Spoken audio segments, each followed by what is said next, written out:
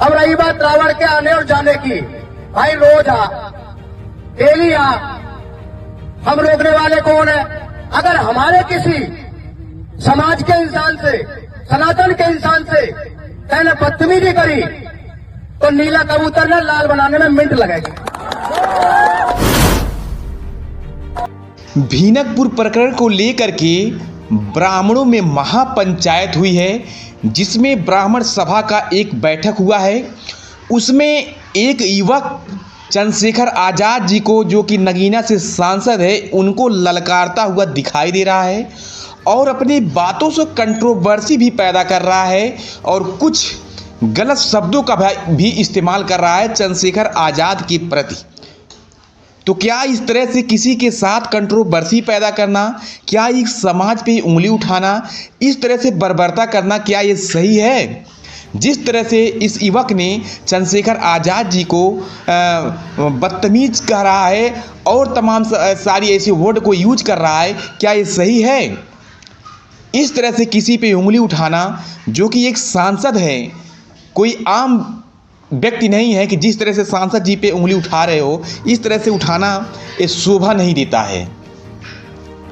आखिर चंद्रशेखर आज़ाद जी क्या बिगाड़ते हैं लोगों का? गरीबों के साथ, दलितों के साथ, जो अत्याचार शोषितों के साथ खड़े रहते हैं, यही उनको सज़ा मिल रहा है। एक गरीबों की लड़ाइयाँ लड़ते हैं, इसलिए उनको ये चीज़ झेलना पड़ रहा है।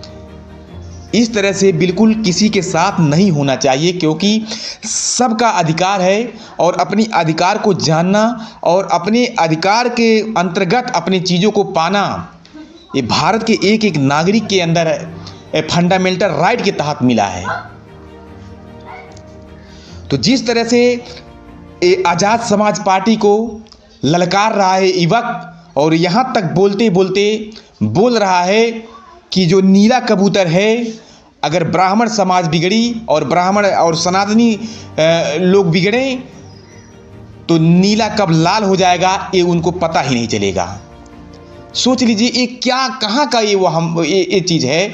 इस तरह से बोलना, आन मंच पे बोलना, आन कैमरे पे बोलना, ये कहाँ का शोभनीय है? अगर कोई पढ़ा लिखा इंसान हो, पढ़ा लिखा व्यक्ति हो, तो इस तरह से क्या अपनी बाणी को किसी के सामने परोसेगा, किसी के सामने रखेगा? भाई बड़े कौन होते हैं? बड़े कौन होते हैं? जिनके अंदर सहनशीलता होती है, जिनके अंदर सबको लेकर चलने की क्षमता होती है। बड़े उन्हें कहते हैं कि जाति से कोई बड़ा नहीं हो जाता है, ब्राह्मण के घर में पैदा हो जाने से लोग सिर्फ बड़ा नहीं हो जाते हैं। जिस तरह से आप कंट्रोवर्सी कर रहे हो, सोच लीजिए इससे क्या होगा। अगर दलित समुदाय के लोग सुने, आज़ाद समाज पार्टी के कार्यकर्ता सुने, आज़ाद समाज पार्टी को चाहने वाले लोग सुने, तो ये बताइए दंगा नहीं हो सकता है तो क्या शांति माहौल बनेगा इस भड़काऊ बयान से, भड़काऊ भाषण से?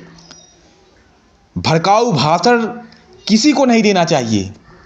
जिस तरह से भड़काऊ भाषण ये लड़का दे रहा है, इस तरह से कहीं पे भी किसी को नहीं करना चाहिए। और ख़ास तौर से ये भी बता देना चाहता हूँ सोसाइटी 24 न्यूज़ के माध्यम से, जिस तरह से चंद्रशेखर आज़ाद जी को टारगेट किया गया है, यह निंदनीय है। इस तरह से नहीं होना चाहिए। इसका हम लोग कड़ी निंदा करते हैं कि किसी के खिलाफ आप भड़काऊ बयान नहीं दे सकते हैं। किसी के साथ, किसी के प्रति आप इस तरह से अपने लैंग्वेज का नहीं इस्तेमाल कर सकते हैं।